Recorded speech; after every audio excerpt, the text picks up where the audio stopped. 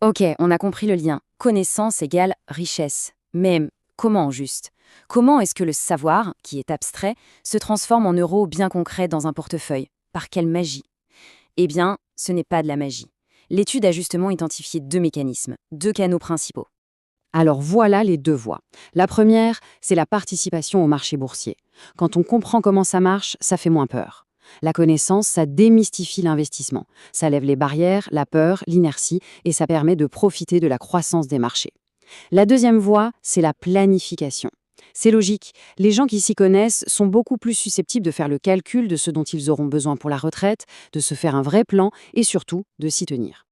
Et ce graphique le montre bien. Planifier, ce n'est pas si courant que ça. Regardez, presque deux tiers des gens n'ont aucun plan financier. Aucun.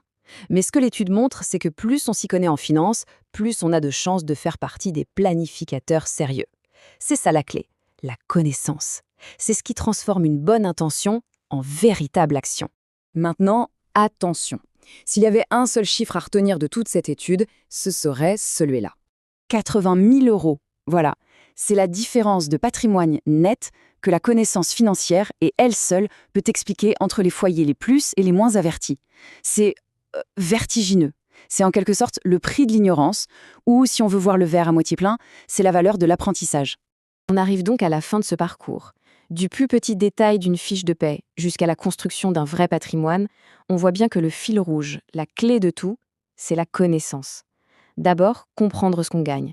Ensuite, comprendre comment faire travailler cet argent. Le voyage commence donc par une question toute simple, mais essentielle. Si la connaissance est la clé, par quoi commencer? Quelle est la première chose qu'on a envie d'apprendre?